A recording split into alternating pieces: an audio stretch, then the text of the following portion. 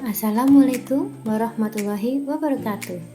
Saya Ika Rosnita Dewi bersama Ibu Tukini, CGP Angkatan 8 Kabupaten Barito Utara, Provinsi Kalimantan Tengah akan menampilkan pelaksanaan diseminasi budaya positif di SDN 1 Nihan Hilir sekaligus berbagi implementasi budaya positif yang telah kami lakukan di sekolah kami masing-masing. Pada tahap persiapan, kami menemui Ibu Kepala Sekolah SD Negeri 1 Nihan Hilir dan rekan guru yang bertugas di sana untuk berkonsultasi mengenai pelaksanaan diseminasi yang akan kami lakukan. Dari hasil konsultasi, kami menyepakati mengenai tempat dan waktu pelaksanaan. Pelaksanaan diseminasi budaya positif dilakukan pada hari Rabu 26 Juli 2023 di Gedung SD Negeri 1 Nihan Hilir. Pertemuan ini dihadiri oleh seluruh Dewan Guru yang bertugas di sana. Nah, untuk melihat kegiatan pelaksanaannya, marilah kita saksikan video berikut ini. Assalamualaikum warahmatullahi wabarakatuh. Selamat pagi Bapak Ibu. Terima kasih atas kehadiran Bapak Ibu SD Negeri 1 Nihan Hilir, SD Tunjung sampai Sirah. Dan terima kasih atas kehadiran Bapak Ibu di sini dan puji syukur kita aturkan kehadiran Allah Subhanahu wa taala yang mana pada kesempatan pagi hari ini kita dipertemukan di ruangan ini dalam keadaan sehat walafiat. Acara pada diseminasi budaya positif di SDN Negeri 1 Nihan Hilir atau SD Tunjung sampai Sirah ini, yang pertama adalah pembukaan, yang kedua doa, yang ketiga sambutan kepala SD Negeri 1 Nihan Hilir, kemudian presentasi yang akan dilakukan oleh CGP. Yang pertama adalah Ibu Ika Rosnita Dewi, kemudian yang kedua saya sendiri begini. Untuk berikutnya adalah penutup. Baik Bapak Ibu, acara yang pertama adalah pembukaan. Marilah kita doa dengan menurut agama dan kepercayaan kita masing-masing. Silakan berdoa dimulai.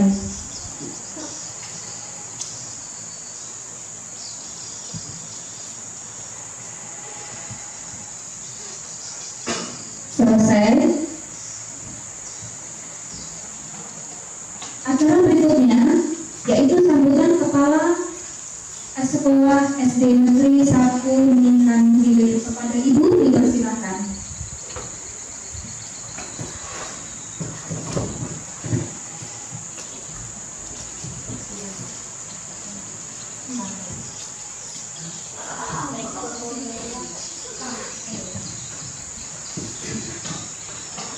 Terima kasih kepada pembawa acara yang telah memberi kesempatan kepada kami untuk menyampaikan satu dua kata.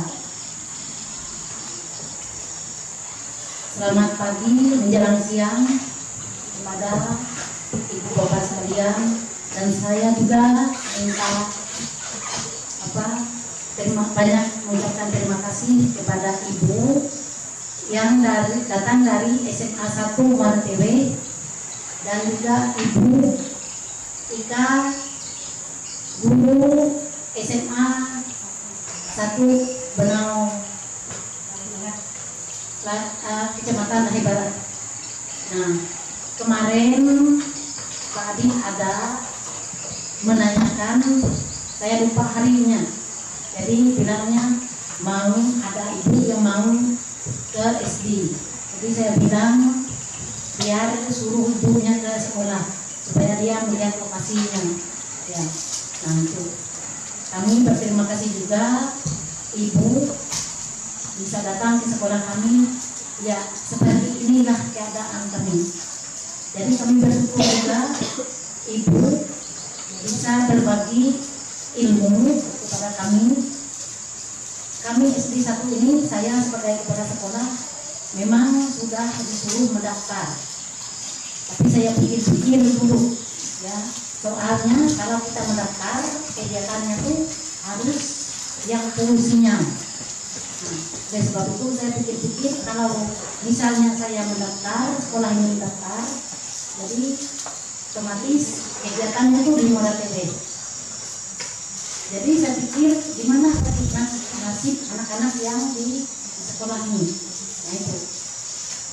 Jadi untuk acara kita hari ini semoga bisa lancar dan terpenuhi apa yang dilaksanakan oleh Ibu. Nah, saya kira cukup sampai di sini dulu yang dapat saya sampaikan. Sekian dan terima kasih.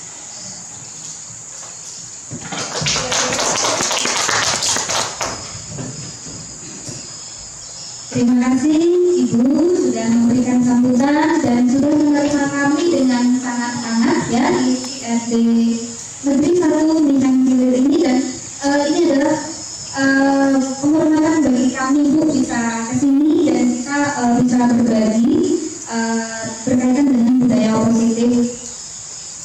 Baik, berikutnya yaitu presentasi yang akan disampaikan oleh Ibu Ika Rusmita Dewi. Kepada Ibu Ika dipersilakan.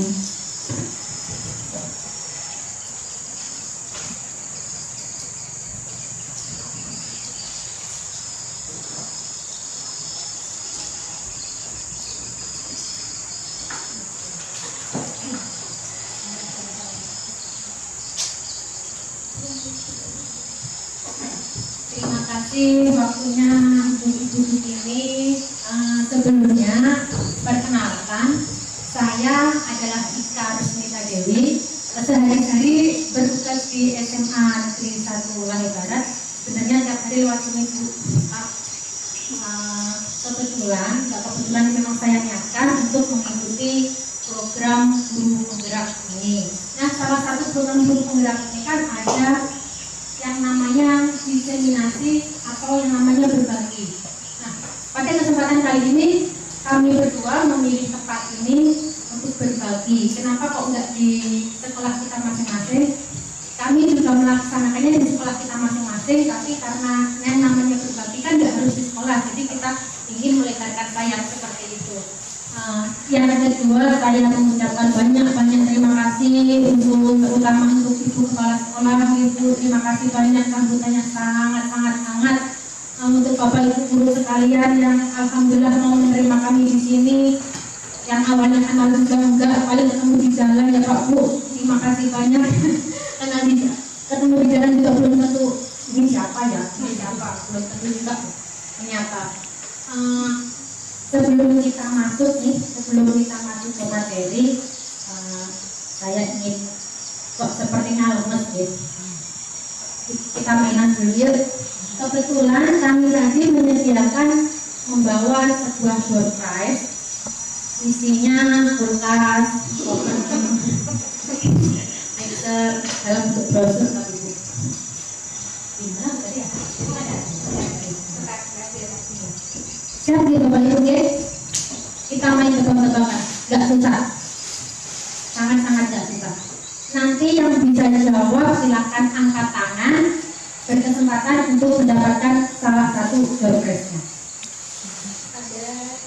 Ada 3. Aku 1 dulu.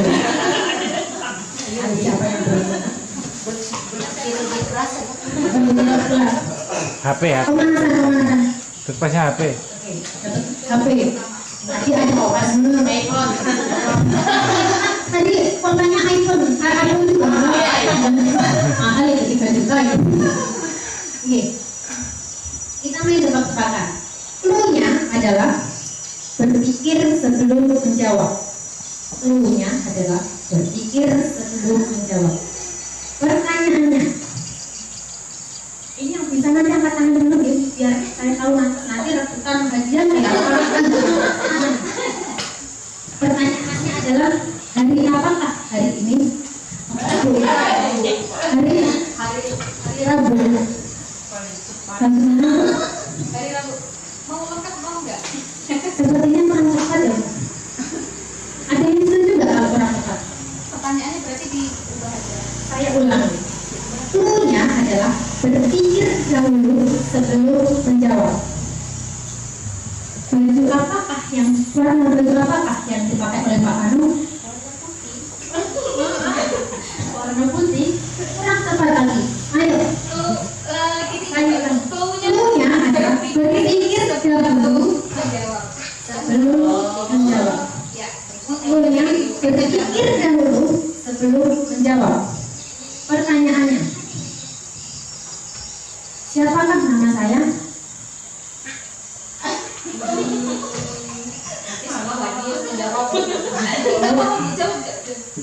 Ayo, siapa yang nama? Ya. Oke. Yang lain ini gimana ini?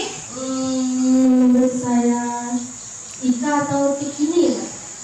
Coba ya. Betul sekali. Ya. Oke, terima kasih jawabannya mantap. Jadi clue-nya adalah berpikir dulu sebelum menjawab. Jadi walaupun nanti misalnya ditanya nih, baju Pak ini warna apa? Asalkan jawabnya apa ya? Biru. Nah, itu benar. Mungkin pikir dulu. Walaupun jawabannya salah, bentar aja. Jangan langsung. Iya, clue-nya. Oke, terima kasih Bu. Tapi nggak tahu isinya apa ya. Semoga kulkas. Kulkas nanti kayak itu yang disebut sama air langsung bergaya. Oke, kita lanjut ke pembahasan. Saya akan membahas tentang budaya positif. Sebelumnya, apa sih budaya itu? Menurut Bapak itu budaya itu apa?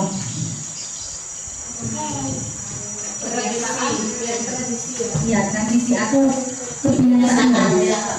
Budaya positif itu adalah kebiasaan kita untuk bersikap positif. Nah, di sini nanti ada 6 poin yang akan kita bahas. Yang pertama adalah disiplin positif dan nilai kebajikan universal.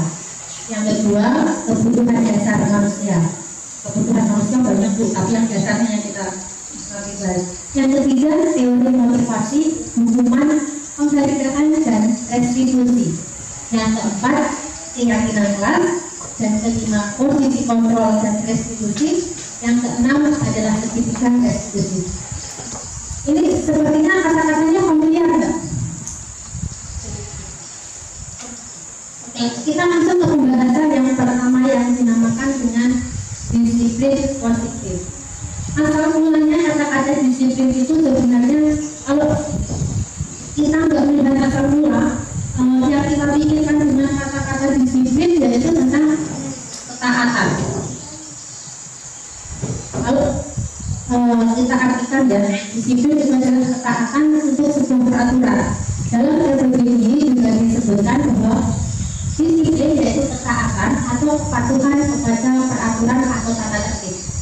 Sedangkan asal mula kata-kata disiplin itu berasal dari bahasa Latin yang artinya adalah belajar. Terus apa hubungannya sama yang belajar dan kepatuhan?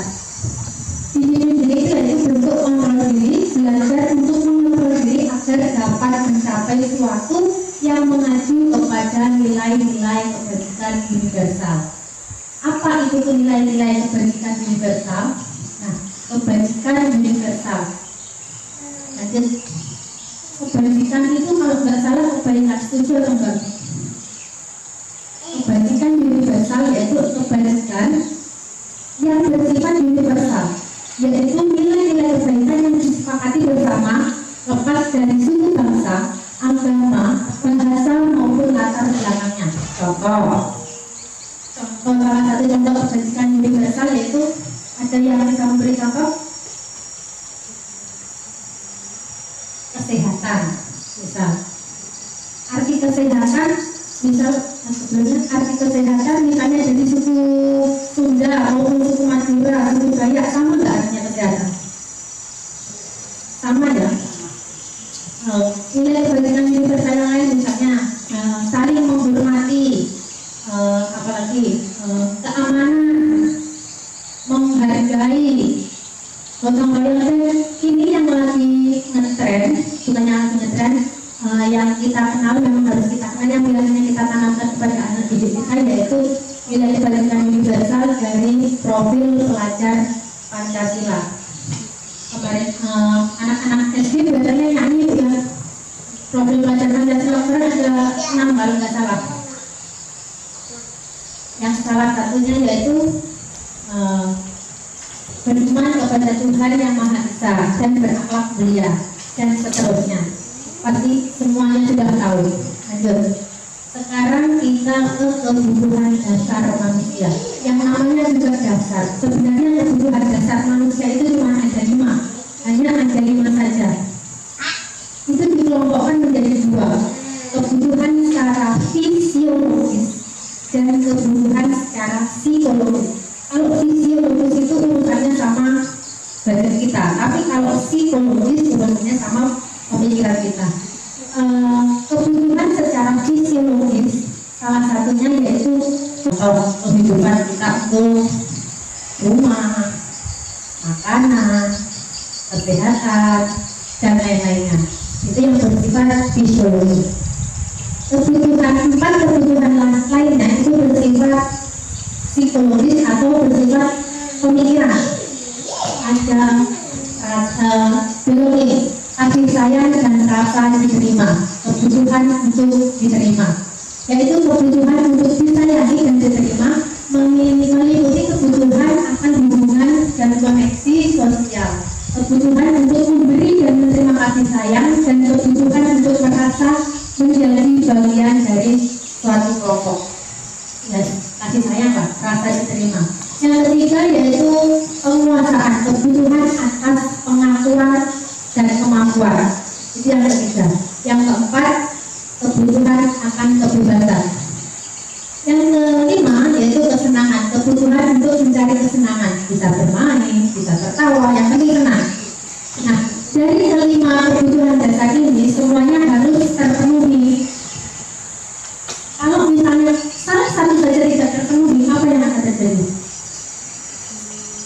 Pasti akan ada nilai kebaikan yang dilanggar. Kita masuk ke contoh selanjutnya. Identifikasi perilaku siswa. Nah, nih, mari kita sama-sama ngitung Bapak banyak ibunya ya. Yang pertama, Bimo, seorang anak TKP, selalu berlari keluar kelas menuju jalan raya di depan sekolahnya yang ramai dengan kendaraan. Tingkahnya membuat guru Ani bingung dan seringkali lari mengejarnya. Kebutuhan apa yang ingin dipenuhi oleh Bimo jika saat dirinya bingung menjawab? Yang pertama, aku senang belajar dari guru seru. Kira-kira kebutuhan apa? Ya, kesenangan. Kalau yang kedua, ibu ngejar aku karena ibu guru sayang aku. Itu kira-kira kebutuhan apa?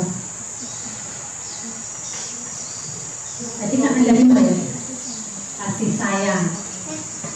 Jadi yang ketiga, aku dapat kan bisa pilih ibu guru kejar aku. Nah, ini apa ya? Yang power tadi Bu. Yang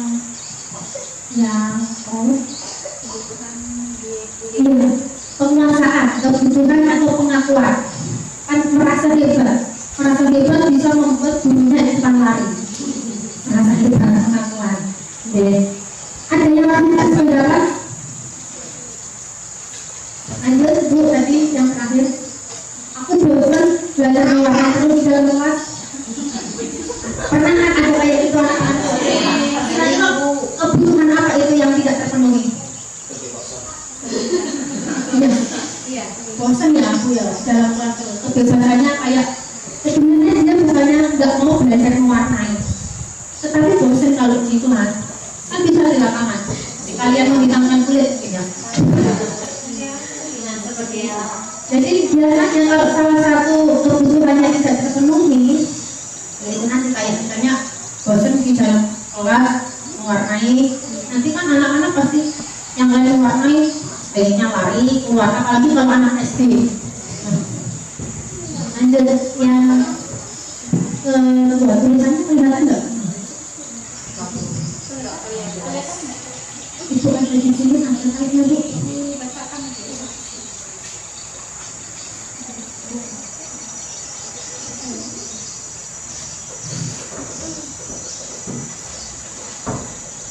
Hingga seorang anak kelas 3 SD begitu tiba di rumah, sepulang dari sekolah menangis dan mengadu pada ibunya bahwa dia benci sekali dengan ibu ini. Menurut Anda, kebutuhan apa yang berusaha dipenuhi dia jika jawabannya yang pertama, ibumu bilang aku tidak boleh bersenandung sewaktu membacakan tugas. Katanya orang harus tenang, tidak ada suara, kan nggak seru jadinya. Nah, kira-kira kebutuhan apa itu yang belum terpenuhi? Ini yang kedua dari Dinda. Ibu guru bilang si Dindanya tadi pulang sekolah nangis, bilang sama emaknya, "Ma, aku benci sama guru." Kenapa? Ibu guru bilang aku gak boleh nyanyi di kelas saat bacakan tugas. Katanya harus tenang, gak boleh ada suara. Kan gak seru. Kira-kira kebutuhan apa yang tidak didapatkan oleh si Dinda ini? Kesenangan karena kan dia senang bernyanyi, ya. Jadi kesenangannya kan dikekang ya, dibagi. Terus yang kedua, ibu guru tidak menyapaku hari ini, padahal aku pakai cepet rambut baru. Baca nangis ya kalau anak-anak tuh itu kasih sayang karena merasa dicuekin. Yang ketiga, aku sebel gambarku nggak rapi, malah guru tunjukin ke teman-teman di kelas. Aku sebel gambarku nggak rapi, tapi malah sama guru malah ditunjukkan ke teman. Kan aku malu. Nah, itu kira-kira apa itu? Kebutuhan apa itu? Pengakuan. Ya, pengakuan. Karena merasa tidak dari kemampuannya, powernya itu kan seperti tidak memiliki power. Terus yang terakhir, aku belajar masak, belajarnya cuma gitu-gitu aja, dengerin ibu guru aja.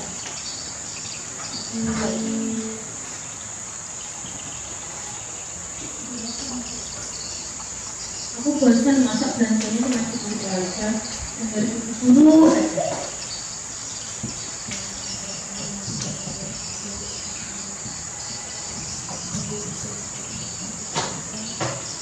Kira-kira ini tentang kebutuhan yang seperti apa ya? Kesenangan.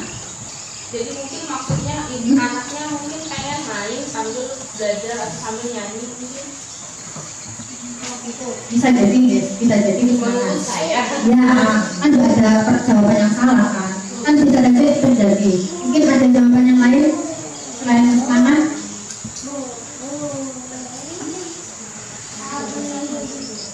Kebebasan sepertinya bisa masuk. Kan di situ ada aku belajarnya cuma gitu aja, dengerin ibu guru aja. Jadi tuh kan nggak merasa bebas. Ya tuh pengennya ya kayak tadi, nggak cuma dengerin ibu guru aja. Nah seperti itu. Lanjut. Tahun ini, nah ini yang sering kita alami, tapi mungkin anak-anak SMP yang pakai motor kalau bukan. Tahun ini Bima Sina berusia 17 tahun. Ya senang sekali ketika ayahnya mulai mengajarkan cara menyetir mobil. Setiap akhir pekan dia berlatih menyetir. Dia terlihat senang sekali berlatih sampai akhirnya dia bisa menyetir mobil dengan baik dan lancar. Ketika ibunya bertanya pada Dimas apa yang membuat dia ingin bisa menyetir, jawabannya sederhana. Yang pertama, menyetir mobil itu seru. Kenapa? Kebutuhan apa itu?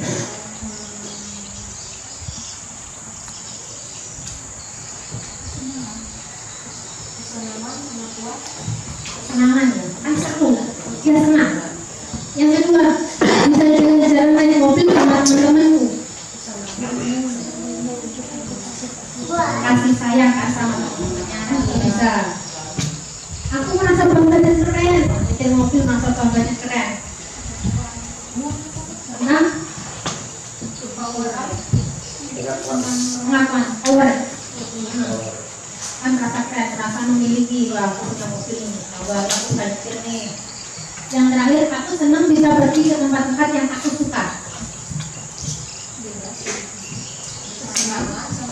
Kesenangan ya, kan dia mempunyai kebebasan. Kan kalau punya motor kan biasanya lainnya lebih jauh daripada cuma naik motor. Sekarang kita ke motivasi perilaku manusia.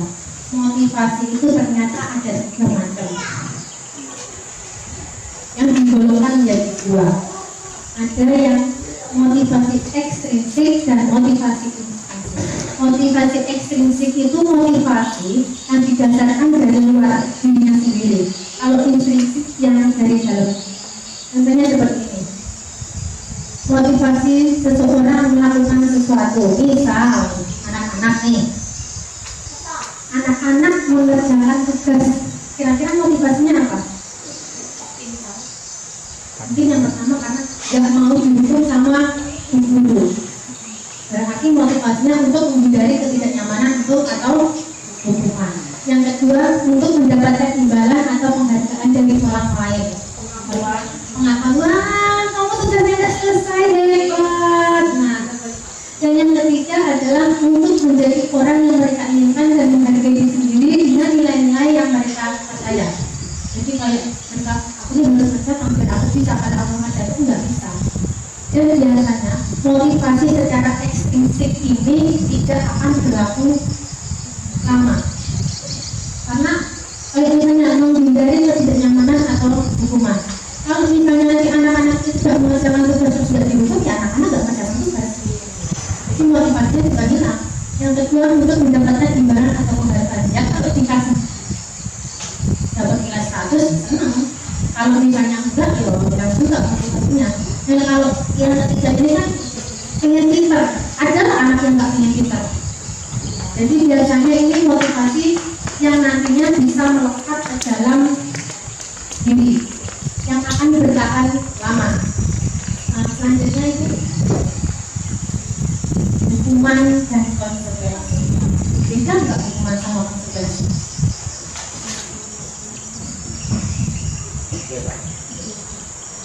Dalam menjalankan peraturan atau keyakinan kelas itu kan kalau ada pelanggaran itu kan tugasnya ada juga tuh sama ada konsekuensinya. Tapi ternyata tuh hukuman sama konsekuensi itu berbeda. Bedanya di mana? Ada di sini.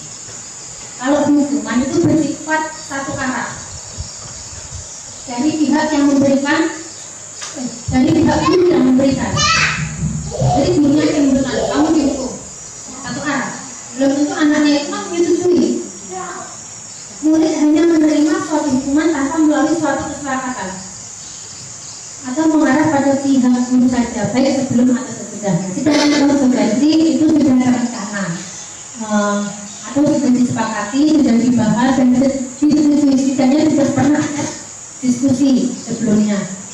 Umumnya untuk konsekuensi dibuat oleh pihak guru atau sekolah dan murid sudah mengetahui sebelumnya. Nanti kalau misalnya aku begini, nanti yang akan saya alami seperti ini, itu biasanya sudah tertulis. Kayak biasanya itu kalau hukuman itu apa ya? Hukuman itu kan biasanya bersifat tiba-tiba. Kalau yang kita rasakan secara tiba-tiba itu apa? Kalau di SD itu biasanya. Mungkin kalau anak-anak bertengkar mungkin ya. Dan kalau anak-anak bertengkar itu kita apain? Misalnya kita mukul ya, kita jemur di lapangan, kita pengumuman bendera kaki 1, itu masuknya ke rumah. Nah, kalau konsekuensi itu yang seperti apa misalnya? Ada peraturan nggak boleh bawa HP. Ya. Silakan, jadi konsekuensinya misalnya HP-nya diambil dulu. Ya. Nanti kalau mau ngambil ibunya yang ambil. Ya, karena itu sudah aturannya itu sudah ada. Nah, untuk memperdalam ada lagi selanjutnya identifikasi hukuman atau konsekuensi. Nah, ini ada narasi. Nah, kita identifikasi. Ini kira-kira hukuman atau konsekuensi. Yang pertama, duduk di bangku pinggir lapangan pada jam istirahat. Tidak diizinkan bermain oleh guru tiket karena menciderai aman saat bermain di lapangan. Kira-kira hukuman atau konsekuensi? duduk di bangku di pinggir lapangan pada jam istirahat. Kenapa kok? Dia duduk di bangku karena dia kelahi kan sama temannya, terus guru memberi hukuman. Iya. Mungkin ada yang punya jawaban lain. Menurut Ibu apa hukuman atau konsekuensi? Kenapa kok seperti itu? Karena dia duduk di bangku di pinggir lapangan. Kenapa itu kok konsekuensinya apa? Harus menjadi Ada yang berpendapat hukuman dan ada yang berpendapat konsekuensi. Mungkin kalau kita awal seperti ini, duduk di bangku pinggir lapangan pada jam istirahat tidak diizinkan bermain dan berdebat karena menciderai itu biasanya nggak sengaja. Pas istirahat ya berarti anak-anak kan bermain, lalu tiba-tiba kena kaki temennya. Nah yang ini kamu nggak boleh mainan, kamu duduk aja di pinggir lapangan, kamu nggak boleh mainan, kamu duduk aja. Mungkin yang lebih tepatnya karena konsekuensi, karena apa? Nanti kalau kamu mainan kamu akan menciderai lagi, takutnya itu. Jadi nanti ada pihak lain nanti yang dirugikan lagi. Jadi konsekuensinya adalah karena kamu sudah menciderai, jadinya kamu pinggir dulu biar nggak tambah yang lain tuh, biar nggak tambah sakit. Kalau kamu nanti mainnya obrol, apa ya bahasa sini obrol, kasar mainnya. Yang kedua, ini biasanya juga terjadi. Lari mengelilingi lapangan basket 2 kali karena terlambat hadir di sekolah.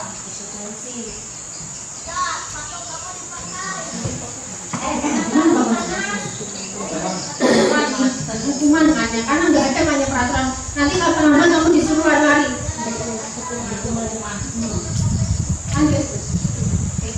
Nah kalau yang ini, lari mengelilingi lapangan basket 2 kali karena terlambat 10 menit untuk pelajaran PJOK. Sama kalau yang tadi yang ini lari mengelilingi lapangan 2 kali karena terlambat hadir ke sekolah. Yang kedua, lari mengelilingi lapangan basket 2 kali karena terlambat 10 menit untuk pelajaran PJOK.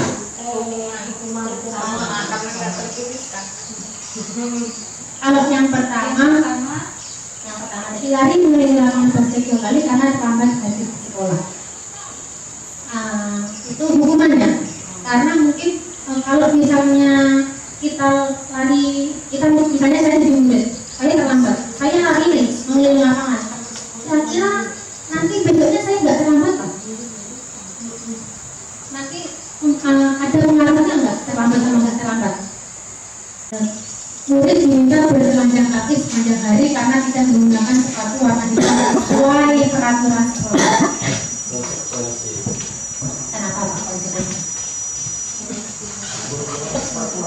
Ya, hubungan dengan peraturan.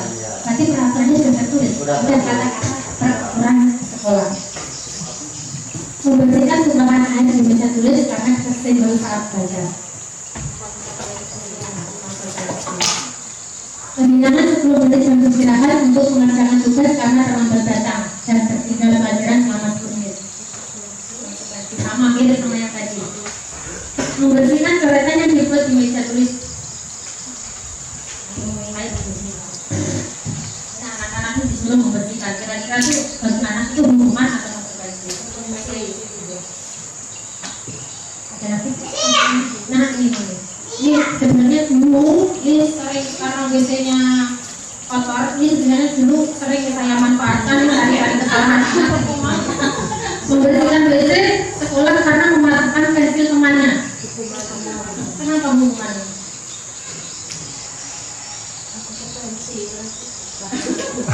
Kan kalau membersihkan WC kadang-kadang nggak masuk kesalahan, kan si anak lain tetap kehilangan pensil. Yang untung kan cuma gurunya. Tapi yang dirugikan kan tidak diuntungkan. Lanjut Ibu. Nah sekarang ada hukuman dan sekarang itu restitusi. Restitusi itu adalah proses menciptakan kondisi bagi murid untuk memperbaiki kesalahan mereka sehingga mereka bisa kembali pada kelompok mereka. Jadi restitusi ini adalah sebuah proses atau tindakan yang mengikat kondisi. Jadi ada hubungan, ada kondisi, ada konsekuensi. Nah, restitusi itu adalah misalnya si anak ini melakukan pelanggaran ini karena tidak mencukupi 5 kebutuhan dasar, salah satu 5 kebutuhan dasar tadi ya. Jadi ini nanti untuk menciptakan budaya positif di sekolah, ini nanti kita akan belajar lebih dalam tentang restitusi. Restitusi itu adalah proses menciptakan kondisi. Jadi nanti kalau dihukum berarti merasa gagal sekarang, merasa saya salah, itu nanti akhirnya minder. Nah, dengan adanya restitusi nanti kita akan belajar bagaimana nanti si anak ini kembali lagi ke kelompoknya, kembali lagi di kelasnya. Biasanya kan olok-olokan ya, kalau misalnya anak-anak itu kamu terlambat, nah nanti jadinya minder, malas belajar kayak gitu. Nah, dengan adanya restitusi nanti anak-anak itu bisa kembali ke kelompoknya, bisa kembali ke teman-temannya dengan tidak ada perasaan minder dan seterusnya. Nah, nanti restitusi itu seperti apa? Nanti kita bahas selanjutnya. Selanjutnya didukung oleh penghargaan. Pernah kepikiran nggak? Ternyata penghargaan itu adalah sebuah kebutuhan juga. Pernah kepikiran nggak? Ternyata penghargaan itu adalah salah satu cara mendukung. Yang pertama, pengaruh jangka pendek. Jika kita menggunakan penghargaan lagi dan lagi, maka orang tersebut akan bergantung pada penghargaan yang diberikan serta kehilangan motivasi dari dalam. Sebenarnya kita sering mengalami penghargaan itu tidak efektif. Kita memberikan seseorang itu suatu penghargaan untuk melakukan sesuatu jadi tidak ikhlas. Pernah nggak kita berurusan sesuatu lancar jika ada apanya? Jika dihargai ada apanya lancar, jika nggak ada apanya jadi itu adalah sebenarnya penghargaan tapi bentuk penghukuman kan, hukuman dalam bentuk penghargaan. Adakah di sini yang nggak merasakan seperti itu? Lancar kalau ada apanya, kalau nggak lancar penghargaan merusak hubungan. Contohnya seperti apa nih? Kenapa kok penghargaan malah merusak hubungan? Ayo bukan ini, tiba-tiba nih saya menghargai ibu, berinya dihargai ibu penghargaan. Kalau hubungannya gimana? Nah, selanjutnya bagaimana kita menciptakan budaya positif di sekolah, tentang restitusi yang tadi dan selanjutnya nanti ada yang namanya keyakinan kelas dan lain-lain. Nah, untuk materi ini nanti Ibu ini yang menyampaikan. Nah, untuk materi yang sebelumnya tadi mungkin ada yang kurang atau ada yang perlu diulangi. Nanti kalau misalnya mau itu nanti bisa dikomputer. Selanjutnya saya serahkan kembali dan sebelumnya saya ucapkan terima kasih. Saya serahkan kembali untuk materi selanjutnya kepada Ibu ini. Terima kasih untuk Ibu Ida yang sudah menyampaikan materinya tadi yang berkaitan dengan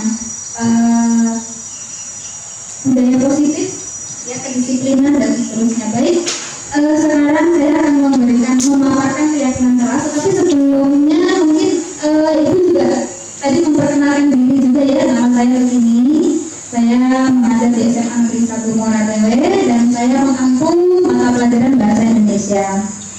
Sebelum saya memberikan materi, kita ada ini ya, biar iya ekspresinya dulu. Kita berdiri aja dulu ya Bapak Ibu, berdiri aja dulu kita ya. Kita ekspresi ini ya. Kalau nanti Bapak Ibu, aku minta ini profil pelajar Pancasila untuk memperkenalkan aja dulu ya, sambil bernyanyi ya. Berarti saya aja yang ngasih contohnya di mana? Saya sendiri. Ini yang kayak kemarin ya, ibu-ibu sama bapak-bapak lihat saya semuanya. Sambil kita nyanyi profil pelajar Pancasila. Nanti saya juga kita nyanyi. Nah, sambil lihat saya.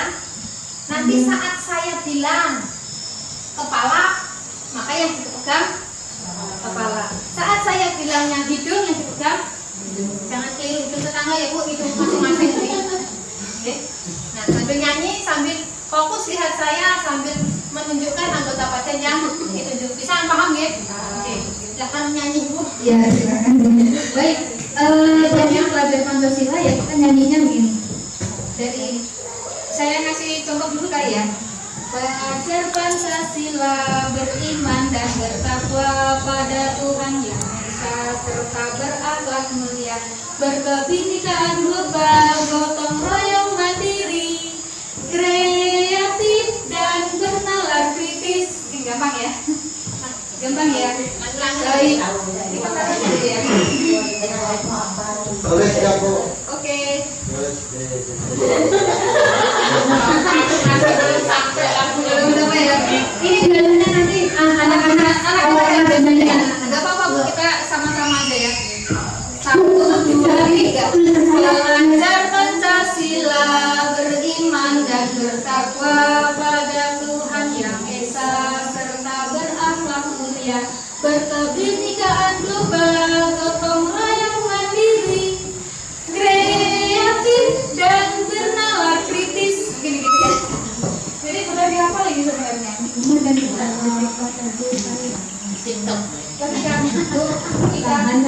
Belajar Pancasila, beriman dan bertakwa pada Tuhan Yang Esa, serta berakhlak mulia, berkebinekaan global, gotong royong mandiri, kreatif dan bernalar kritis. Kita harus mungkin lanjut nyanyi Pak. Nyanyi lah, punya nyanyi saya yang ini. Kita nyanyi lagi lah, sambil dengan saya lah. 1, yang keras 2. Apa? Ini tulisan dokter, jangan dokter dokter. Ayo 1, 2, 3. Belajar Pancasila, beriman dan bertakwa pada Tuhan Yang Esa, serta berakhlak mulia, berkebinekaan global, gotong royong mandiri, kreatif dan bernalar kritis. Belajar Pancasila, beriman dan bertakwa saya Tuhan Yang Esa. Bedanya anak yang game. Gak fokus karena lihat gamenya kan. Belajar Pancasila, beriman dan bertakwa pada Tuhan Yang Esa.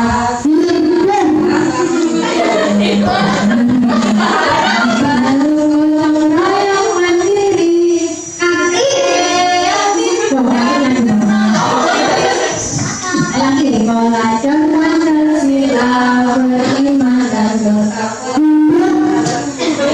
Hidupnya gimana Bu? Hidupnya gimana? Oke, sudah lulus ya? Sudah. Silakan duduk Bapak Ibu. Terima kasih.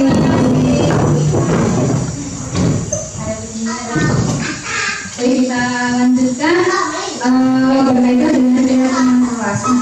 Apa sih keyakinan kelas? Itu karena tadi ada hukuman dan konsekuensi ya. Jelas tadi keyakinan kelas tadi berkaitan dengan konsekuensi. Kenapa? Karena keyakinan kelas itu sudah disepakati di kelas tadi ya. Jadi mengapa keyakinan kelas? Mengapa tidak peraturan kelas saja gitu ya? Nah, ini contohnya. Mengapa kita peraturan tentang penggunaan helm pada saat mengendarai kendaraan roda 2 atau motor di sini? Maka di sini adalah berkaitan dengan menggunakan helm itu adalah peraturan, ya peraturan. Jadi kenapa bukan keyakinan, gitu ya? Kenapa itu peraturan? Jadi kalau keyakinan di sini berkaitan dengan keyakinan adalah demi keselamatan. Peraturan menghindari yang dalam kondisi biasanya, aduh aku nggak berani nih ke jalan raya karena nanti aku bilang, kan? Seperti itu, ya. Jadi keselamatan adalah salah satu nilai kebaikan universal. Kenapa? Karena di Indonesia ini untuk keselamatan, demi keselamatan adalah kita mengendarai sepeda motor harus menggunakan helm. Sehingga di sini adalah keyakinan universal.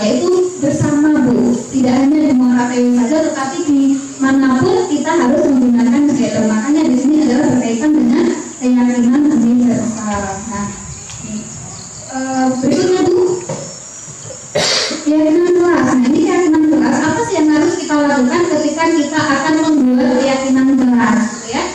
Yang pertama, keyakinan kelas itu bersifat lebih abstrak, ya, lebih abstrak daripada peraturan yang lebih rinci dan konkret. Dan di sini ya, kenapa di sini adalah keyakinan lebih abstrak? Karena di sini lebih terperinci Bu, lebih terperinci. Jadi keyakinan kelas itu dibentuk ini secara bersama-sama. Jadi tidak hanya guru, tetapi di sini adalah guru dan murid. Ya, kalau keyakinan kelas ini biasanya wali kelas sih Bapak Ibu ya. Keyakinan kelas ini. Jadi di sini bukan dari pihak kita sebagai guru, tetapi dari pihak murid. Apa sih yang kalian ingin capai di kelas ini? Maka itu akan menjadi keyakinan kelas. Oh ya, di sini keyakinan kelas ini berupa pertanyaan-pertanyaan. Misalnya di sini pertanyaan-pertanyaan apa yang kita inginkan untuk kebajikan di kelas ini menjadi keyakinan kelas. Contohnya adalah ketika kita menanyakan anak, misalnya kita disiplin misalnya ya, disiplin itu menjadi keyakinan kelas seperti apa maunya di kelas ini ya. Kemudian apa? Selain disiplin kalau biasanya kita keyakinan kelas itu masuk tepat waktu gitu ya, menjaga kebersihan. Ini yang menyampaikan Bapak Ibu itu bukan kita, tetapi murid-murid kita untuk menyampaikan pendapatnya gitu ya di kelas, sehingga itu akan menjadi kita sepakati menjadi keyakinan kelas. Kemudian keyakinan kelas, pernyataan keyakinan kelas ini senantiasa dibuat dalam berpikir positif. Berpikir positif di sini adalah contohnya adalah berpikir positif misalnya jangan memakai sandal ya biasanya ya. Jangan memakai sandal dalam kelas. Maka di sini bagaimana pertanyaan itu menjadi pertanyaan positif? Kata jangan, maka di sini adalah harus menggunakan apa? Ya. Menggunakan kaki. Atau di sini, misalnya kita ada anak-anak biasanya berlari-larian ya, berlari-lari dalam kelas. Kita di sini misalnya jangan berlari-lari, jangan lari-lari dalam kelas. Misalnya di sini adalah kalimat positifnya adalah yaitu jalan di kelas. Jadi tidak berlari. Jalan di kelas di sini jadi kata jangan itu kita buat menjadi kalimat yang positif. Ayo jalan aja kalau di kelas, jangan lari ya gitu ya. Jangan lari. Maka di sini adalah kalimat positif. Keyakinan kelas hendaknya tidak terlalu banyak sehingga mudah diingat oleh peserta yang ada di dalam kelas itu. Dengan peserta didik hendaknya kita peraturan atau keyakinan kelas tadi jangan terlalu banyak sehingga sulit untuk diingat. Jadikan apa? Positif atau negatif Bapak Ibu? Positif. Oke, betul ya. Dilarang mengganggu orang lain. Positif. Kemudian hadir di sekolah 15 menit sebelum pelajaran dimulai. Ini berkaitan dengan kedisiplinan ya. Berarti ini menjadi nilai positif ya, nilai disiplin. Oh ya, nilai disiplin. Dilarang melakukan kekerasan. Dilarang melakukan kekerasan. Maksudnya kita kadang-kadang ada anak-anak yang kita langsung begitu kita ada teman yang melakukan kesalahan langsung plak begitu saja ya kadang-kadang ya. Maka di sini adalah ada keyakinan kelas di sini nilai kebajikan apa gitu. Yaitu berkaitan dengan keamanan ya. Kemudian ada dilarang menggunakan narkoba. Berarti berkaitan dengan kebajikan kesehatan. Kemudian pengertian atau kecantian atau menunggu giliran. Berarti budaya positifnya apa? Nilai kebajikannya menghargai orang lain. Kemudian disiplin juga bisa ya. Disiplin menghargai orang lain. Kita di Indonesia ada budaya antre ya. Antre maksudnya kita tidak berebut, tapi kita sesuai dengan giliran kita. Maka ini adalah antre. Ini adalah budaya. Berikutnya Bu. Ini pembentukan keyakinan sekolah atau kelas. Ini prosedurnya ya, tadi yang sudah saya kutip ya bahkan tadi ya di awal. Prosedurnya bagaimana kita membuat keyakinan kelas kita agar ini bisa tercapai kemudian berjalan dengan baik. Maka di sini adalah berdiskusi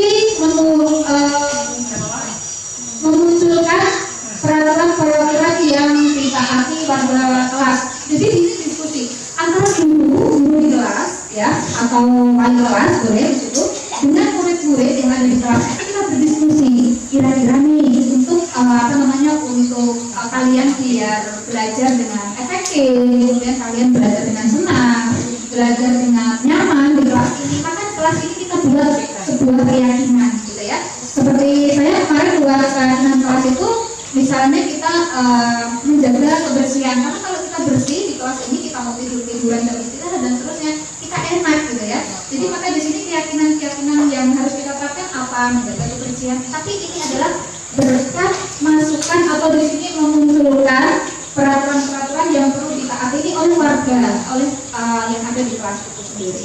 Kemudian mengubah peraturan menjadi kalimat yang lebih positif. Yang tadi ya peraturan tadi misalnya jangan buang sampah, tadi buanglah sampah di tempatnya dan seterusnya. Kemudian apalagi tadi jangan berlarian tadi jalan saja ketika di koridor atau di ruang kelas gitu ya dan seterusnya. Ini adalah salah satu mengubah kalimat negatif itu menjadi kalimat positif. Kenapa Bu, Bapak, Ibu? Ketika kata-kata jangan, kadang-kadang anak-anak yang namanya jangan itu nggak boleh dan seterusnya itu kemudian melekat ya. Sehingga anak-anak itu kurang ini kayak sudah di-cut duluan lah ya untuk berkembang dan seterusnya. Kata, ayo jangan ke sana nanti jatuh gitu ya biasanya kita kata sama anak kecil. Ayo jangan dimakan ini nanti. Maka disitu adalah kita gunakan dengan kalimat-kalimat positif sehingga anak itu tidak trauma dengan kata jangan. Tidak seperti itu. Kemudian berdiskusi tadi ya, menyarikan peraturan-peraturan menjadi nilai-nilai kebajikan keyakinan kelas. Jadi di sini adalah keyakinan kelas apa? Sebagai contoh tadi misalnya masuk tepat waktu. Berarti di sini adalah keyakinan kelas apa? Gitu. Maka di sini adalah menyarikan. Berarti kalau misalnya kita masuk kelas tepat waktu, berarti nilai kebajikannya apa Bapak Ibu? Disiplin dan seterusnya ya. Kemudian berdiskusi mengenai gambaran perilaku yang mencerminkan keyakinan kelas. Gambaran atau perilaku yang mencerminkan keyakinan kelas di sini adalah jadi di sini karena sudah menjadi keyakinan, itu menjadi pembiasaan ya. Jadi anak-anak itu sudah terbiasa Bapak Ibu ya, sudah terbiasa. Dan ketika melakukan pelanggaran pun itu ada konsekuensi namanya. Konsekuensi yang menjadi sesuai dengan kesepakatan yang ada di kelas itu. Nah, kemudian berdiskusi mengenai seluruh warga kelas. Nah, berdiskusi di sini adalah apa yang kita lakukan, yaitu berkaitan dengan perannya seluruh warga kelas. Kalau warga kelas ini biasanya ada guru, ada murid ya, ada guru, ada murid. Kalau kita warga sekolah itu ada satpam dan seterusnya, itu masuk semua warga sekolah. Jadi di sini ada yang memang dilakukan oleh murid dan ada oleh guru. Disiplin untuk siapa? Untuk murid juga, untuk guru juga, itu ya. Ini namanya berdiskusi mengenai peran seluruh warga kelas. Kemudian meninjau ulang keyakinan kelas dari waktu ke waktu agar kita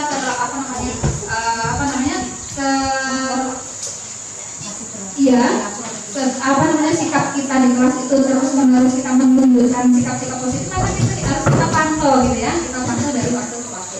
Ya, berikutnya bisa posisi kontrol. Posisi kontrol berdiskusi di sini ada 5 ya. Yang pertama adalah penghukum, pembuat merasa bersalah, kemudian teman, pemantau dan manajer. Nah, dari misalnya penghukum di sini adalah misalnya kita posisi kontrol ya sebagai seorang guru, kadang-kadang ada guru yang sedikit hukuman. Nah, kita nanti masuk posisi yang mana yang seharusnya gitu ya. Jadi apakah kita termasuk penghukum gitu ya, atau kita hanya pemantau, kemudian apakah sebagai teman atau manajer. Nah, nih.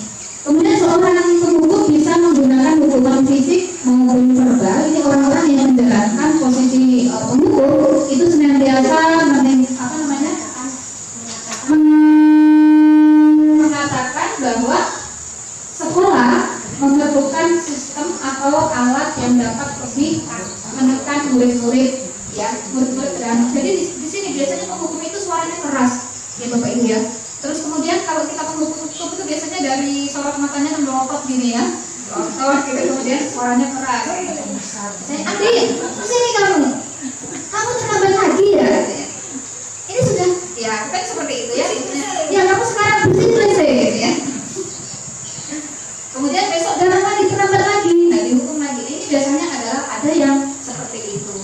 Ini adalah yang penghukum ya, posisi kontrolnya di posisi penghukum. Kemudian kita pembuat rasa bersalah. Ini, adik kamu terlambat ya nak. Kamu terlambat. Kamu nggak kasihan ibu ya? Ibu nanti ditegur ibu kepala sekolah gitu ya. Nanti kalau kita ditegur kepala sekolah nanti ibu yang salah dan seterusnya. Kamu nggak merasa kasihan sama ibu, gitu ya? Berarti di sini dia nanti ya bu maaf itu seperti itu, sehingga nanti si murid itu akan merasa bersalah dan dia akan merasa minder, gitu ya, rendah diri, sehingga dia tidak akan tidak berani untuk menemukan ide-ide biasanya kami akan merasa bersalah. Nah, apakah kita juga pernah menjadi guru yang ini gitu ya? Di posisi ini kan kita pernah ya? Kemudian mungkin ya, kamu nggak kasihan ya, kamu lagi. Karena kebetulan saya dikasih wali kelas itu murid yang paling misalnya yang lucu, saya anggap lucu ya, karena tiap hari terlambat misalnya membuat ulah itu saya anggap itu lucu, dan lucunya itu bukan bikin gerigitan gitu ya. Pasti kamu lagi gitu ya, dan seterusnya. Itu pasti ada. Kemudian teman, posisi teman di sini seorang guru biasanya tidak akan menyakiti murid, namun akan tetap berupaya untuk mengontrol murid melalui persuasi. Contohnya ya, melalui persuasi gini. Aduh nak, kamu kan pagi ya. Aduh kamu ini bagaimana sih gitu ya? Kok kamu ini sekarang pukul berapa? Ya sudah, kamu langsung sana. Nanti ibu yang mengurus absennya dan seterusnya. Biasanya ada yang seperti itu, yang memberikan keringanan kita sebagai seorang teman kadang-kadang seperti itu. Tapi di sisi lain itu anak akan tidak bertanggung jawab. Nah, kalau saya lambat juga di absen juga, di besok terlambat lagi juga tidak masalah. Nanti kan ibu juga akan mengabsen saya gitu ya, dan seterusnya ya. Itu posisi sebagai teman. Kalau pemantau di sini adalah pemantau berarti mengawasi pada saat kita mengawasi itu kita bertanggung jawab. Contohnya ya Bapak Ibu gini. Adik, kamu belum mengerjakan tugas ya? Adik terus enggak tahu, pokoknya ini saya Adik saja pokoknya. Adik, kamu tidak mengerjakan tugas ya? Kalau kamu tidak mengerjakan tugas, berarti nanti kamu jam istirahat, nanti kamu mengerjakan yang tinggal ya. Yaitu memantau karena si Adik ini tidak mengerjakan tugas. Memantau, jadi dia akan memantau apa yang akan bertanggung jawab, apa yang menjadi kewajibannya seorang guru ya. Ini sering sih yang kita lakukan ya, pasti kamu nggak mengerjakan tugas, apalagi kalau online kemarin itu sangat mudah sekali memantau Bapak Ibu, karena kalau belum masuk di platform itu belum ada nilainya, berarti belum mengerjakan tugas ya. Sekarang manajer adalah posisi di mana guru berbuat sesuatu dengan bersama murid, itu mempersilahkan murid mempertanggungjawabkan perilakunya, yaitu dapat menemukan solusi ya, solusinya. Contoh ya tadi dia terlambat lagi nih ya, terlambat lagi. Kemudian dia akan kita akan mengidentifikasi dulu ya, mengidentifikasi kamu kenapa terlambat gitu ya, kenapa kamu terlambat. Kemudian nanti dengan alasan-alasan itu mengapa dia terlambat. Kemudian bagaimana dengan keyakinan kelas kita tadi sudah membuat keyakinan kelas ya, kalau terlambat itu apa sih gitu ya. Kemudian kamu tahu apa yang harus kamu lakukan ketika kamu terlambat. Iya bu, saya tahu, saya besok tidak akan terlambat lagi bu, saya janji kan begitu ya. Oh ya, kalau kamu misalnya janji tidak terlambat lagi, terus apa yang seharusnya sudah keyakinan kelas tadi bahwa terlambat itu adalah sudah melanggar peraturan, maka dia akan berjanji. Oh ya, kalau itu apa yang akan kamu lakukan? Iya bu, saya besok akan bangun lebih pagi lagi bu, saya tidak akan terlambat lagi. Bagaimana caranya gitu ya? Caranya bu, nanti saya akan menyetel alarm ini bu, nanti bu. Kemudian di rumah ada siapa? Ada kakak saya bu yang membangunkan. Siapa lagi? Ada ibu saya bu misalnya. Kemudian, oh ya oke. Kemudian bagaimana caranya bu? Saya akan menyetel alarm. Mulai kapan? Mulai saat ini bu, gitu ya. Bisa jadi itu adalah kita untuk mengajak anak bertanggung jawab apa yang dia lakukan. Nah, seperti itu ya Bapak Ibu. Ini adalah posisi kontrol yang sebagai manajer. Nah, maunya kita adalah menjadi manajer ya. Manajer, kita bisa memposisikan kita sebagai seorang guru. Posisi kontrol kita nanti maunya seperti itu Bapak Ibu ya. Kita tidak menghukum, tidak memantau, kemudian tidak seperti teman ya, dan tidak ya, silakan Bapak. Kemudian berikutnya adalah segitiga restitusi. Nah, segitiga restitusi di sini adalah berkaitan dengan mengidentifikasi ya, mengidentifikasi. Kemudian di sini ada validasi tindakan dan ada yang ya, menanyakan keyakinan. Nah, tadi dari keyakinan kelas tadi ya, kita menangani anak yang seperti Adit tadi, kita menggunakan segitiga restitusi ya. Segitiga restitusi tadi adalah yang pertama, ibu tadi akan menanyakan kenapa kamu terlambat, kok bisa kamu terlambat, apa permasalahannya. Ini adalah kita mengidentifikasi ya. Kemudian kita menanyakan keyakinan kelasnya tadi. Terus bagaimana tadi keyakinan kelas kita tadi? Apakah keyakinan kelas apakah sudah sesuai dengan keyakinan kelas kita? Oh belum Bu, ini tidak sesuai dengan keyakinan kelas kita karena dia tahu ini salah gitu ya. Maka di sini adalah ada tindakan validasi ya, menanyakan keyakinan kemudian adanya tindakan validasi. Jadi langkahnya adalah kita yang pertama yaitu menstabilkan identitas. Di sini kita semua akan melakukan hal yang sama. Ini contoh ya, contohnya kemarin kebetulan saya di ini ya. Itu contohnya anak saya terlambat. Anak ini berprestasi dan pernah terlambat. Ketika dia terlambat, pasti guru-guru banyak yang heran dong gitu ya. Kok kamu terlambat? Kenapa? Ada apa? Ada masalah apa? Kemudian baru kita biasanya kita panggil, kita ajak ngobrol gitu ya. Kemudian Bapak, kenapa kamu terlambat? Begini Bu, saya bangun kesiangan. Kemudian saya cepat-cepat ke sekolah dan ketika itu saya ngebut dan saya terserempet. Kemudian saya jelas tumbuh, saya merasa sakit dan terkotor saya rusak. Saya takut dimarahi orang tua saya. Kemudian saya kejar itu yang berempet itu, biar bertanggung jawab. Saya kesel Bu, saya marah, saya sumpahi itu orang. Gitu ya biasanya. Oh iya, jadi sebagai guru kita mendengarkan dulu apa yang disampaikan. Oh iya, oh begitu. Pasti kamu marah sekali ya. Iya, saya marah sekali Bu. Saya pokoknya saya cari itu Bu. Kemudian saya tanya lagi. Mungkin kalau ibu di posisi kamu, mungkin ibu sama ya gitu ya. Kita pasti gerah ya dengan orang yang tidak bertanggung jawab, dia ngebut, ugal-ugalan dan seterusnya gitu ya. Kemudian kita menanyakan. Nah, kalau sekarang seperti itu kita sama, berarti di sini ada setiap orang pasti melakukan yang sama ketika di posisi itu. Kemudian apa yang akan kita lakukan gitu ya? Apa yang akan kita lakukan? Maka di sini adalah semua perilaku memiliki alasan. Terus tadi ya, mereka mengatakan, oh tidak Bu. Terus bagaimana? Maunya seperti apa? Iya Bu, saya tahu saya salah, saya akan memperbaiki dan saya akan lebih berhati-hati. Saya nanti akan lebih bisa bangun tepat waktu dan seterusnya. Sehingga di sini kita posisi manajer dengan menggunakan restitusi ini diharapkan adalah menemukan solusi-solusi yang tepat untuk murid kita. Jadi kita jangan dikit-dikit hukum atau kita kompetensi gitu ya. Dan seperti itu. Ini yang dimau. Berikutnya Bu. Ya. Menstabilkan gitu ya, menstabilkan identitas tadi sudah kita salah tidak buat maksudnya berbuat salah itu tidak apa-apa, maklum seperti yang saya contohkan tadi ya. Kemudian tidak ada manusia yang sempurna ya, pasti sama ketika saya menghadapi situasi seperti itu saya juga akan seperti itu.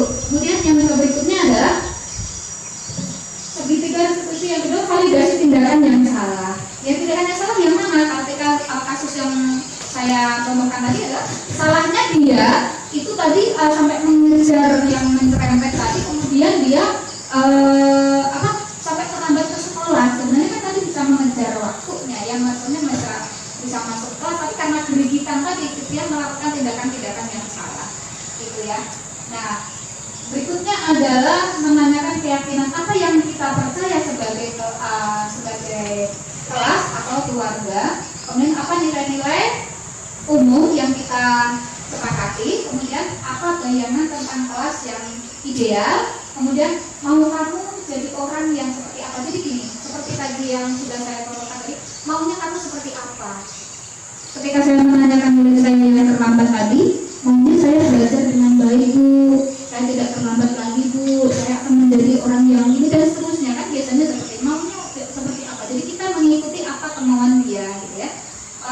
Anggap kita mengabulkan apa yang dia inginkan ya, seperti itu. Karena di profil pelajar Pancasila di sini atau berkaitan dengan menurut Ki Hajar Dewantara berkaitan dengan sekolah merdeka adalah sekolah yang sebagai guru adalah sebagai apa?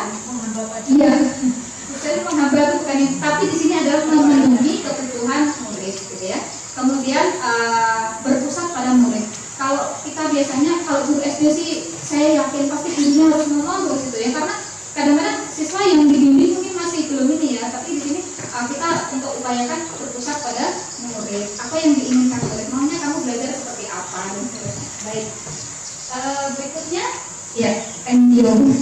Terima kasih, Bapak Ibu, itu tadi ya yang sudah kami berdua paparkan.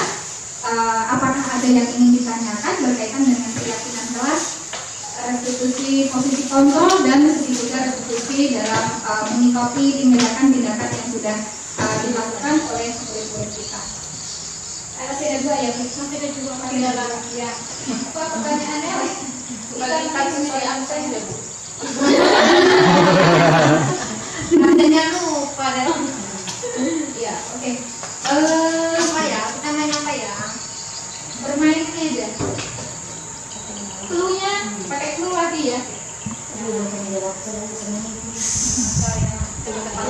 iya, katakan Isinya nasi kok Bu. Nasi deh isi.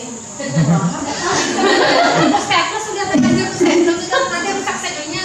apa ya tadi isinya gitu ya. Ya, Bu, silakan mau kita bermain apa? Oke, cepet-cepetan nih. Ya, udah cepat nih. Yang cepat yang dapat. Tunjukkan sesuatu yang berbentuk bulat. Dipasangin. Ini. Naik.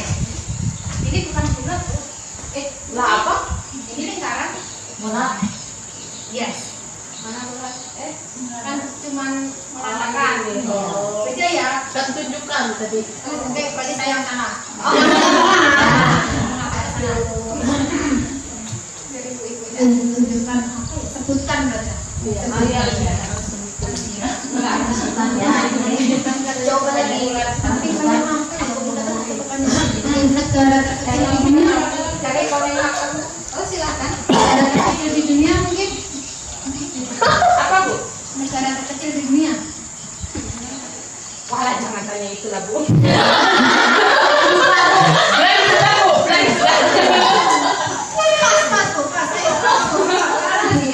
Kalau tadi clue-nya itu berpikir sebelum ini ya, sebelum menjawab, sekarang cepet-cepetan tadi. Cepet-cepetan. Ada berapa profil pelajar Pancasila? 6. Ya, siapa yang dapat tadi? Nah, Cepat tadi. angkat tangan lah pula. Ini. Lanjut. Kulihat dengan ini, nak. Kulihat dulu. Ulangi pertanyaan. Angkat dulu. Nggak sempat ngangkat langsung jawab. Terus tadi siapa menang? Cepetan. Tadi siapa ya paling cepat? Barang mereka. Bareng mereka. Aduh. Ulangi lagi. Apa Lah kalau namanya? Bu kalau barang kan bagi aja Bu. Dibagi potong. Boleh ya? Bisa nggak saya nanti soalnya? Oke. Apa ya yang pertanyaannya lagi? Yang itu. Saya Jangan suka Bu. Apa ya?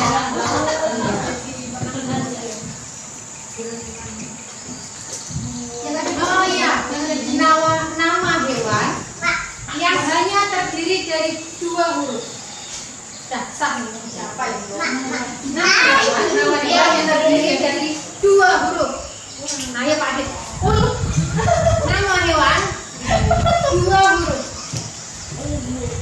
Ibu. Gila Bu ini.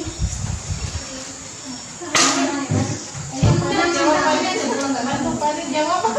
Nama hewan yang terdiri dari 2 huruf saja. Sapi Bu? Enggak Bu. Sapi. 4. I am. Kocak. I am. B Apa itu? lebah kan? B Tiga. kan hurufnya cuma 2. B sama E. Ada lagi yang mau jawab? Ada lagi mungkin? Ada lagi satu lagi. Ada yang ada di yang ada di tempat-tempat kita ini, nah, yang di depan-depan ini. Tunjukkan benda yang berbentuk kotak. Kotak pensil. Ini langsung tunjukkan ya, tunjukkan ya. Terima kasih, tunjukkan ya. Oke. Bapak Ibu Kepala Sekolah, terima kasih atas kesempatan yang telah diberikan kepada kami. Mohon maaf jika ada hal yang tidak berkenan di hati Bapak Ibu ya. Semoga nanti suatu saat kita bisa bersilaturahmi lagi ke sini gitu ya. Jujur saya baru pertama kali menginjakkan kaki dua kali yang lewat jalan itu. Satu pertama ke Purutahu itu pada saat mau ketemu OSIS, dan yang kedua baru kali ini. Walaupun saya di Muara Jaya dari SMA gitu ya. Itu jujur ya, jujur berarti. Ini adalah suatu penghormatan bagi kami bisa diterima, disambut dengan hangat gitu ya untuk berbagi ini. Mudah-mudahan nanti ke depannya juga bisa kembali lagi gitu ya. Jangan bosan kedatangan kami ya Bapak Ibu. Belum berapa Bu yang itu. Nanti saya Nyimpan duit pulpanya dikembalikan. ada. Tadi ada anunya kan, ada tempel stiker kan. Oh enggak ada, bayar dulu lepas. Asalnya itu ada nama. Silakan Bapak Ibu sebagai teman-teman ya. Cuma itu aja sih kenang-kenangannya. Oh, bisa Nanti sedih ya Bu ya, pulpen ingat Ibu. Nah, kan itu Bu. Turun kan tiap hari itu lewat Bu. Oh. Nanti lihat fotonya ya Bapak Ibu ya. Tuh. Baik Bapak Ibu, saya tutup kegiatan ini dengan ucapan alhamdulillahirobbilalamin. Saya akhiri wabillahi taufiq wal hidayah. Wassalamualaikum warahmatullahi wabarakatuh. Selamat siang Bapak Ibu. Berikan aplaus untuk kita semua. Selain melaksanakan diseminasi di SD Negeri 1 Nihan Hilir, kami juga berbagi praktik budaya positif di kelas, yaitu mengenai penyusunan keyakinan kelas dan pemecahan masalah siswa menggunakan segitiga restitusi. Implementasi budaya positif yang telah dilakukan ini Ibu Ika Rusnadewi adalah sebagai berikut.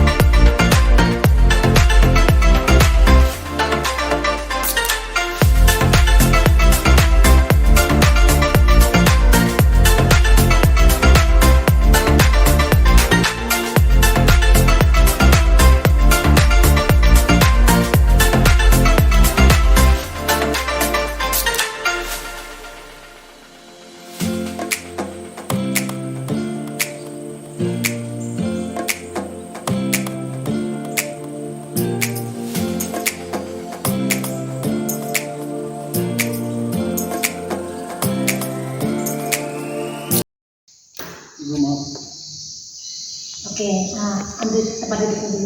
Duduk di sini dulu.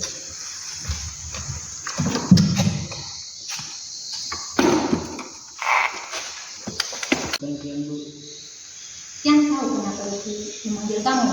Ya Bu, yang salah, yang minta maaf. Jangan mati, itu nggak marah kok. Coba ceritakan pada ibu, apa yang terjadi? Maaf Bu, pada jam sehat, pertama tadi yang rokok di kantin. Rokok? Ya minta maaf Bu. Ibu dengar dari tadi, yang selalu saja minta maaf. Yang tahu, yang salah apa? Yang sudah melanggar peraturan sekolah Bu. Memangnya kamu salah apa? Yang rokok Bu. Kalau kamu tahu itu salah, kenapa kamu tetap melakukannya, ya? Yang dijauhi teman dan tidak mampu untuk menolak. Teman siapa? Kenapa kamu nggak mampu menolak? Bukan siswa sekolah kita Bu, dia sudah bekerja, kebetulan bertemu di kantin sama-sama membeli minum. Saya pun ditraktirin dan ditawarin rokok. Ada di sini Pak Madi jika pembelak Taurat seseorang. Nah, nanti jika seseorang menawarimu makanan basi, apakah juga kamu akan makannya? Nanti tidak perlu, Kenapa? Kan ditawarin. nanti saya sakit perut Bu. Apakah menurutmu rokok itu tidak menyakitimu? Maaf Bu. Apakah sekarang kamu tahu kesalahanmu di mana? Saya menyakiti diri saya sendiri Bu, maafkan saya. Alhamdulillah kalau kamu ngerti. Jangan minta maaf ke ibu. Minta maaflah ke dirimu sendiri. Karena sesungguhnya yang menzolimi itu dirimu sendiri. Saya janji untuk tidak mengulangi lagi Bu. Terus sekarang apa yang akan kamu lakukan? Saya akan lebih bijak lagi Bu. Baiklah, ibu akan pegang diri kamu. Sekarang waktu istirahat tinggal 10 menit lagi. Sekarang kamu istirahat dan ibu harap kamu tidak akan melakukan ini lagi. Di atas pengertiannya Bu. Ya, pergilah.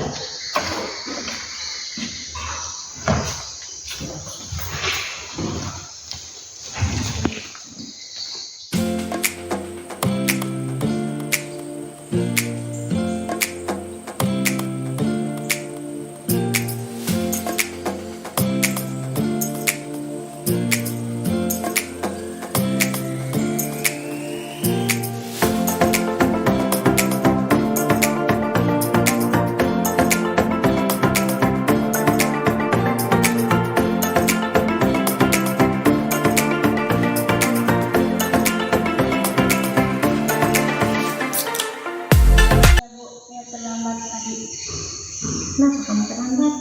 Karena saya sakit perut Bu. Sekarang sudah diobati? Sudah Bu. Alhamdulillah kalau sudah diobati. Sekarang masih sakit? Enggak Bu. Tidak mendingan. Ibu senang kamu tetap masuk sekolah walaupun kamu sakit. Terus sekarang apa yang ingin kamu lakukan? Nah? Saya mau tidak saya Bu. Udah? Kan saya terlambat tadi. Terus? Saya bolehkan mengerjakannya. Tapi nanti kalau kamu ditinggal pulang sama temanmu gimana? Enggak apa-apa Bu. Oke. Nah, nanti sepulang sekolah mengikuti kantor ya. Nanti menggantikan jam yang telah kamu lewati yang terlambat tadi. Ya, nggak apa-apa. Sekarang kalau mau istirahat, keburu jamnya habis, silakan istirahat. Jangan lupa nanti pulang sekolah tunggu ibu ya. Oke.